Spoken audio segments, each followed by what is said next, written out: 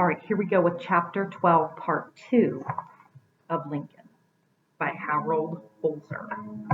Meanwhile, the Union Army fighting in the South could only occupy so much territory and free so many slaves.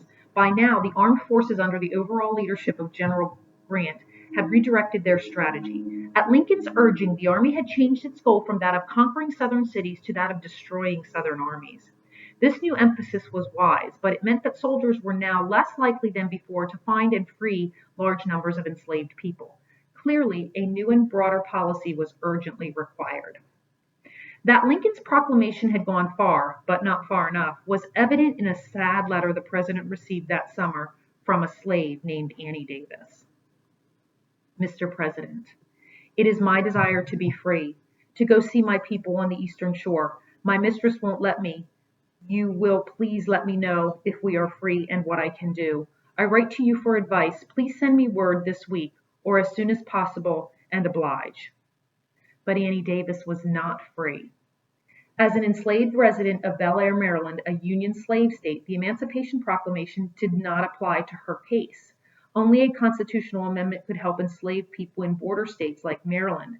But just before Annie Davis wrote her letters, liberals in her home state, in fact, began to move to end slavery there, even before the new 13th Amendment came up for debate. Crucial support came from the Eastern Shore, the slaveholding area where Annie Davis lived. Maryland's U.S. Senator Reverdy Johnson called this development the beginning of a new era in his state, and perhaps for the entire country in the eyes of the world. Still, Lincoln and his fellow Republicans felt a constitutional amendment was required, even though the process for its adoption might be extremely challenging. Then, just as now, Americans considered their Constitution an almost sacred document. After its enactment in 1787, some states had only grudgingly approved the first 10 amendments, focused on individual liberty, freedom of speech, and freedom of the press, a package of amendments called the Bill of Rights. But since then, only 2 other amendments had won approval, one clarifying judicial power and the other creating the Electoral College.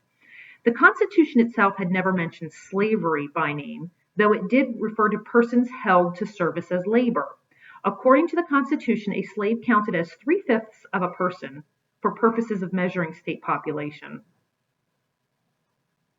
What? This meant that Southerners enjoyed special advantages in allocating congressmen, even though millions of the people they represented had no rights. The provision disgusted freedom-loving Americans, but because it was enshrined in the Constitution, it would be extremely difficult to dislodge. Now, at Lincoln's direction, the 1864 Republican platform called for an amendment to the Constitution as shall terminate and forever prohibit the existence of slavery within the jurisdiction of the United States. As summer faded into autumn, Lincoln genuinely came to believe he would lose the presidency to McClellan come November. It was then that he again demonstrated his zealous belief in freedom, this time in a way so private that few people knew about the extraordinary gesture. It began when Lincoln summoned Frederick Douglass back to the White House and confided to him his dim prospects for re-election. Lincoln frankly admitted that emancipation was in jeopardy, but he had an idea. Could not Douglass, a master at recruiting soldiers, now enlist a small army of African Americans to head into the Confederacy with a new assignment, not to fight, but to alert slaves still held in captivity that they should flee while they still had the chance? Lincoln believed that if enslaved people attained freedom while he remained in office, no court would ever send them back into slavery. The challenge was to liberate as many slaves as possible before November, in case he should lose and emancipation die along with his presidency. All right, here is a picture.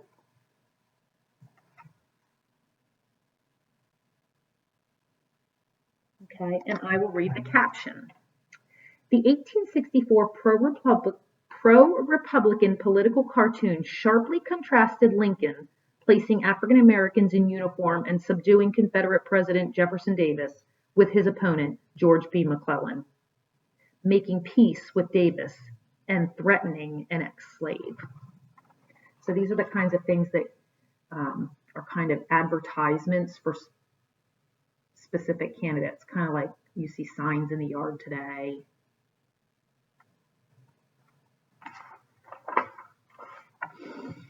Douglas quickly embraced Lincoln's desperate plan for urging slaves to make their escape with the help of what he called trustworthy and patriotic colored men.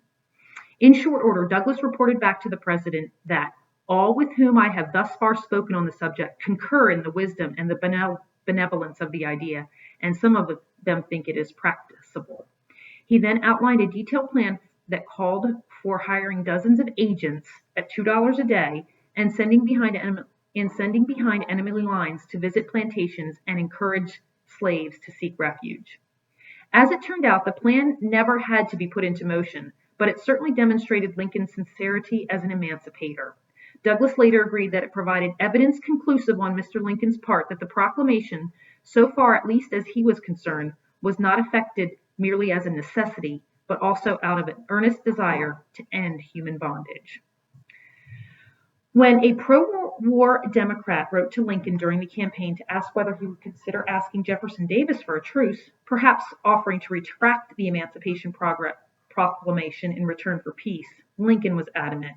The way to restore the Union, he replied, was not by magic or miracles, but by inducing the colored people to come bodily over from the rebel side to ours.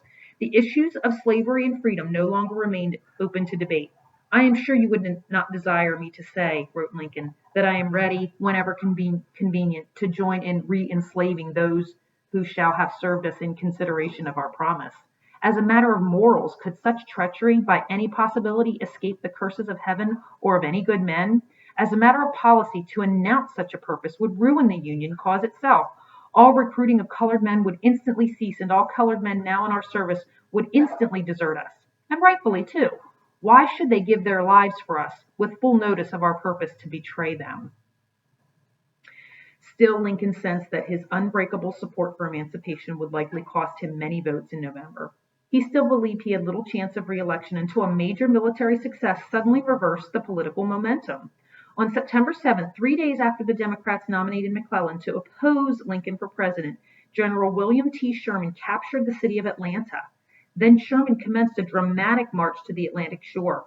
Lincoln proudly declared that the general's triumph would live forever in the history of war and offer the applause and thanks of the nation and to those who have participated.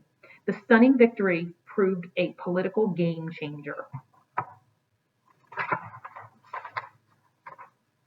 All right, I better stop there for today.